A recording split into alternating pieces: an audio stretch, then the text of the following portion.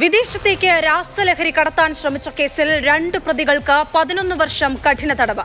നെടുമ്പാശ്ശേരി വിമാനത്താവളത്തിലേക്ക് 2.5 kilo മെത്തഫെറ്റമിനുമായി കാറിലെത്തിയവരാണ് excise special സ്ക്വാഡിന്റെ പിടിയിലായത്. അന്ന് സംസ്ഥാനത്തെ ഏറ്റവും വലിയ രാസലഹരി വേട്ടയായിരുന്നു അത്.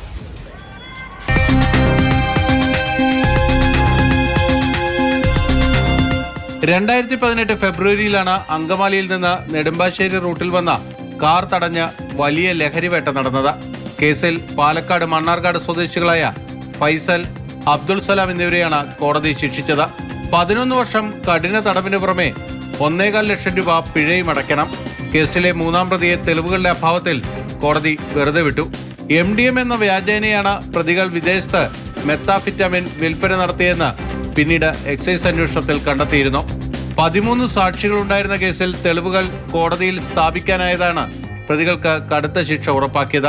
ഈ കേസിൻ്റെ പ്രത്യേകത എന്ന് പറഞ്ഞു കഴിഞ്ഞാൽ ട്രോളി ബാഗിൻ്റെ അകത്ത് തുണിയെല്ലാം നിറച്ചിട്ട് അതിൻ്റെ സൈഡിൽ പ്രത്യേകം അറകൾ സൃഷ്ടിച്ചിട്ട് അതിൽ മയക്കുമരുന്ന് കടത്തി.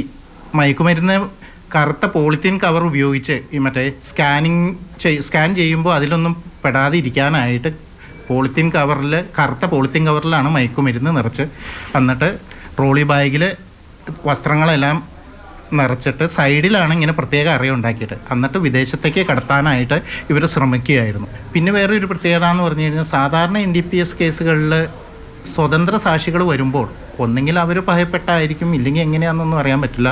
പ്രോസിക്യൂഷനെ അങ്ങനെ സപ്പോർട്ട് ചെയ്യുന്ന ഒരു സ്വഭാവം കഴിയുന്നതും സ്വതന്ത്ര സാക്ഷികൾ കാണിക്കാറില്ല. പക്ഷേ ഈ കേസിലെ പ്രത്യേകത എന്ന് പറഞ്ഞാൽ ഇതിലെ സ്വതന്ത്ര സാക്ഷി പ്രോസിക്യൂഷനെ കംപ്ലീറ്റ് സപ്പോർട്ട് ചെയ്യുകയാണ് ചെയ്തത്. എക്സൈസിന്റെ പ്രത്യേക സംഘമാണ് കേസിൽ അന്വേഷണം പൂർത്തിയാക്കി കുറ്റപത്രം സമർപ്പിച്ചത്. Ernakulam additional sessions judge VPM Suresh ബാബുവാണ് പ്രതികൾക്ക് ശിക്ഷ വിധിച്ചത്.